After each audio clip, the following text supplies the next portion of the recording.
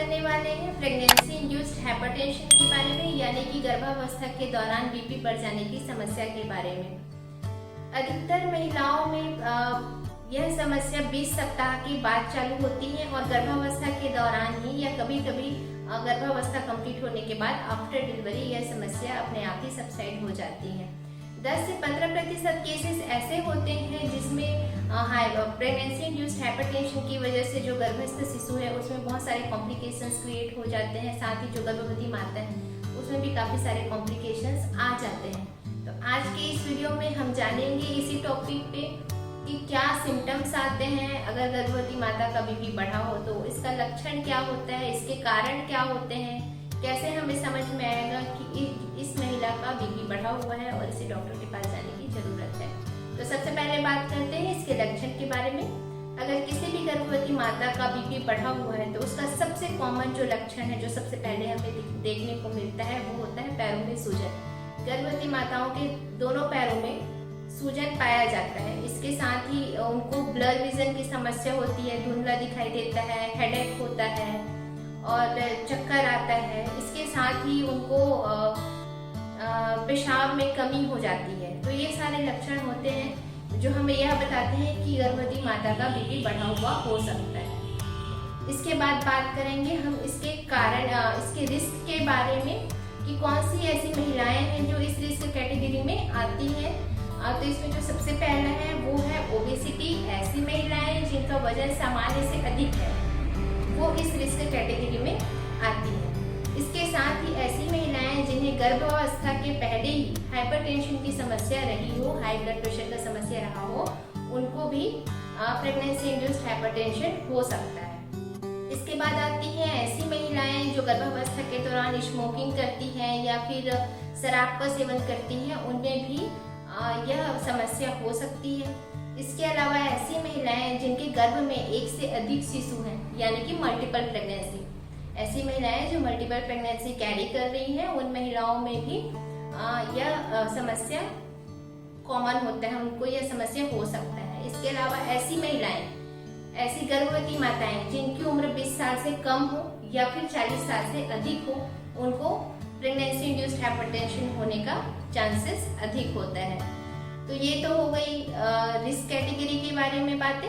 इसके बाद हम देखेंगे इसमें कि हम इसको किस प्रकार से डायग्नोस्ट कर सकते हैं। तो इसके डायग्नोसिस का सबसे सामान्य और सरल तरीका है कि अगर गर्भवती माता का जो बीपी है वो 140/90 mmHg से अधिक है और साथ ही उसके यूरिन में प्रोटीन मिलता है।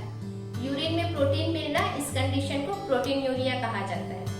यानी कि महिला का जो बीपी है, गर्भवती महिला का, वो 140/90 से अबव हो और साथ में उनको प्रोटीनूरिया की कंडीशन हो। अगर यह दोनों स्थिति एक साथ हमें मिलती है तो हम यह कह सकते हैं कि जो गर्भवती माता है वह प्रेगनेंसी इंड्यूस्ड हाइपरटेंशन से ग्रसित है। इसके आगे हम बात करेंगे कॉम्प्लिकेशन के बारे में, क्योंकि कॉम्प्लिकेशन गर्भावस्था के दौरान दोनों को होता है, गर्भस्थ शिशु को भी और गर्भवती माता को भी। तो पहले हम बात करेंगे गर्भस्थ शिशु में होने वाले कॉम्प्लिकेशन के बारे में। गर्भस्थ शिशु में जो कॉम्प्लिकेशन है वो इस प्रकार से होता है कि जो माता का शरीर है उससे सारा ब्लड सप्लाई, सारा भोजन, सारा विटामिन, मिनरल जो बच्चे तक पहुंचता है वो पहुंचता है प्लेसेंटा के थ्रू। लेकिन इस स्थिति में, प्रेगनेंसी इंड्यूस्ड हाइपरटेंशन की स्थिति में, जो गर्भवती माता है उसके शरीर का खून प्लेसेंटा तक सही तरीके से नहीं पहुंच पाता, और अगर प्लेसेंटा तक सही तरीके से खून नहीं पहुंच पा रहा है तो वह खून आगे उस गर्भस्थ शिशु तक भी सही तरीके से नहीं पहुंचेगा। गर्भस्थ शिशु के शरीर में अगर खून सही तरीके से नहीं पहुंचेगा तो उसके बच्चे के जो शरीर में ऑक्सीजन सप्लाई कम हो जाएगी, जिससे बच्चे का गर्भ में ही मृत्यु हो सकता है, जिसे इंट्रायूटेराइन डेथ कहा जाता है। इसके अलावा ही बच्चे के में ग्रोथ रिटार्डेशन भी होता है। बच्चे के शरीर में जितना ग्रोथ होना चाहिए, उनका बॉडी वेट जिस तरीके से ग्रो करना चाहिए प्रेगनेंसी के दौरान, वह ग्रोथ रुक जाता है, जिसे फीटल ग्रोथ रिटार्डेशन भी कहा जाता है। इसके अलावा एक और कॉम्प्लिकेशन है जो होता है प्लेसेंटा एब्रप्शन का, यानी कि इस कंडीशन में माता के शरीर से प्लेसेंटा तक सही तरीके से ब्लड सप्लाई नहीं होने की वजह से वह प्लेसेंटा समय से पहले ही अलग हो जाता है। अलग हो जाने की वजह से माता को ब्लीडिंग चालू हो जाती है और वो एबॉर्शन की कंडीशन हो जाती है। ब्लीडिंग होने की वजह से बच्चे का भी एबॉर्शन हो जाता है और माता को भी काफ़ी सारे कॉम्प्लिकेशंस हो सकते हैं। इसके आगे हम बात करेंगे उन कॉम्प्लिकेशंस के बारे में जो गर्भवती माता को हो सकता है। गर्भवती माता का बीपी अगर काफ़ी ज़्यादा बढ़ा हुआ है तो इस स्थिति में उनके शरीर का काफ़ी सारा ऑर्गन जो है वो डैमेज हो सकता है। इसके साथ ही रीनल फेल्योर की कंडीशन हो सकती है, जिसे अगर हम सामान्य भाषा में बोले तो किडनी का फेल हो जाना। अगर बीपी काफ़ी ज़्यादा बढ़ा हुआ है, गर्भवती माता को सही तरीके से यूरिन पास नहीं हो पा रहा है, तो उस स्थिति में उनका जो है किडनी डैमेज हो सकता है, रीनल फेल्योर की कंडीशन आ सकती है।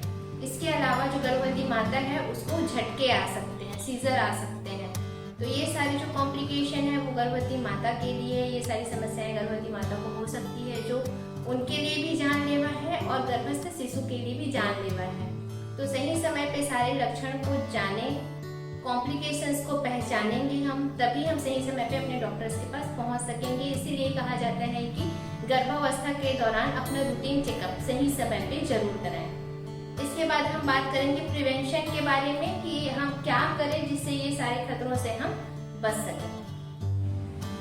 प्रेगनेंसी के दौरान हेल्दी लाइफस्टाइल को अपनाने से हाई बीपी की समस्या से बचा जा सकता है। तो आइए हम जानते हैं कि ऐसी क्या हेल्दी लाइफस्टाइल है जिससे हम इस समस्या से बच सकते हैं।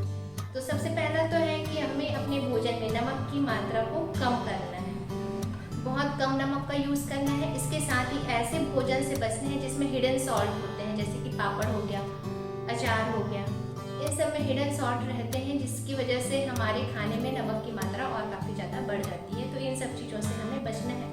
इसके साथ ही पैकेट फूड, जो फ्रोज़न फूड है, इन सब चीज़ों से भी हमें बचना है, क्योंकि इनको प्रिजर्व करके रखने के लिए काफ़ी सारे केमिकल्स का यूज़ किया जाता है और ये केमिकल जो है हमारे बॉडी के लिए हानिकारक होता है। तो हमें इस प्रकार के पैकेट फूड से भी बचना है। इसके साथ ही हमें स्ट्रेस से बचना है। गर्भवती माता को हमें ये बताना है कि आपको बिल्कुल भी स्ट्रेस नहीं लेना है। स्ट्रेस से बचने के लिए हम योगा कर सकते हैं, मेडिटेशन कर सकते हैं, वॉक कर सकते हैं, एक्सरसाइज कर सकते हैं। ये सब करने से हम स्ट्रेस से भी बचेंगे और हमारे बॉडी में एक्टिविटी भी होगी, जिससे हमारा जो ब्लड प्रेशर है वो भी कंट्रोल में रहेगा। अपने भोजन में फल और हरी सब्जियों की संख्या को हमें बढ़ाना है। फल और हरी सब्जियों में काफ़ी सारे फाइबर्स होते हैं। फाइबर्स हमारी बॉडी के लिए बहुत अच्छे होते हैं, हमारे डाइजेस्टिव सिस्टम के लिए बहुत अच्छे होते हैं। अगर हम अधिक मात्रा में फल खाएंगे तो इससे हमारी बॉडी को काफ़ी सारे मिनरल्स मिलेंगे, विटामिन मिलेंगे। अधिक फाइबर वाली फूड खाने से हमारे जो डाइजेशन है वो काफ़ी स्ट्रांग होगा और कॉन्स्टिपेशन की समस्या से भी हम बच सकते हैं। इसके अलावा जो सबसे मेन बात है वह है रूटीन चेकअप। गर्भावस्था के दौरान पूरे 9 महीने तक समय समय पे हमें अपना जांच जो है वो कराना है और इसके साथ ही जो मेडिसिन डॉक्टर के द्वारा प्रिस्क्राइब किया गया है उसे टाइम टाइम पे हमें लेना है। तो ये सारी चीज़ों को अगर हम अपनाते हैं अपने लाइफस्टाइल में तो हम इस कंडीशन से बच सकते हैं। तो ये तो हो गया प्रेगनेंसी इंड्यूस्ड हाइपरटेंशन के बारे में सारी जानकारियाँ। मेरा ये वीडियो अंत तक देखने के लिए आप सभी का धन्यवाद। कमेंट में जरूर बताएं कि आपको आगे किस विषय पे